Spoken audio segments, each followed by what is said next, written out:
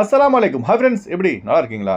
Kuwait, Saudi Arabia, Qatar, Bahrain, United Arab Emirates ஆகிய அரபு நாடுகளை அடுத்தடுத்து குறிவைத்து தாக்கும் ஈரானிய ட்ரோன்கள் குவைத் ஏர்போர்ட்டுக்கு அடுத்தபடியாக துபாய் ஏர்போர்ட் தாக்கப்பட்ட முக்கிய வீடியோ வெளியாகியுள்ளது. அந்த வீடியோ பார்க்க போகிறோம்.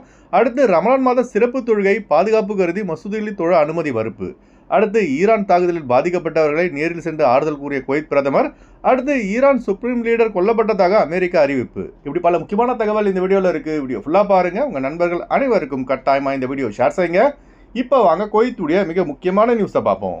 அமெரிக்க ராணுவத்தின் உதவியுடன் இஸ்ரேல் ராணுவம் நேற்று ஈரானை தாக்கிய பிறகு ஈரான் ஒவ்வொரு ஜிசிசி நாடுகளான Saudi Arabia, Kuwait, Bahrain, Qatar, United Arab Emirates ஆகிய நாடுகளில் உள்ள அமெரிக்க ராணுவ தளத்தை குறிவைத்து தீவிர தாக்குதலை நடத்தி வருகிறது. இதன் காரணமாக Kuwait, United Arab Emirates, Qatar, பஹ்ரைனில் உள்ள விமான நிலையங்கள் தற்காலிகமாக பயணிகளின் பாதுகாப்பை கருதி மூடப்பட்டுள்ளன.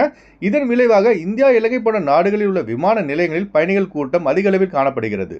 குவைத்தில் உள்ள விமான நிலையம் டெர்மினல் 1 ஈரான் ஏவிய ட்ரோனால் பாதிக்கப்பட்டது.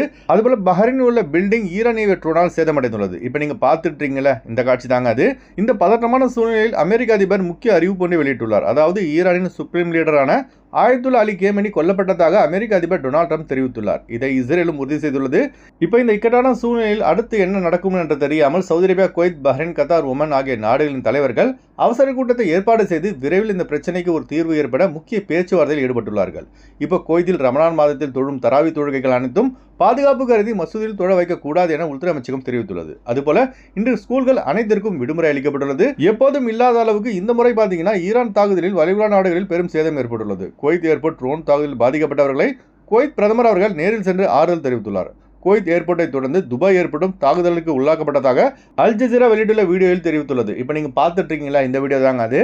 இப்போ அடுத்தடுத்து என்ன நடக்கும் என தெரியாமல் வளைகுடா நாடுகளின் தலைவர்கள் அச்சத்தில் உள்ளார்கள். விரைவில் இந்த வளைகுடா சண்டை முடிவுக்கு வர பிரார்த்தனை செய்யுங்க. ஓகே ஃப்ரெண்ட்ஸ், இந்த வீடியோ ஷேர் செய்யுங்க. இந்த வீடியோ சம்பந்தமாக நீங்கள் என்ன நினைக்கிறீங்க என்பதை மறக்காம கமெண்ட்ஸ்ல பதிவு செய்யுங்க. எப்போதும் இணைந்திருப்போம். உங்களின் ஒருவன் ஜியாவுதீன். அஸ்ஸலாமு அலைக்கும்.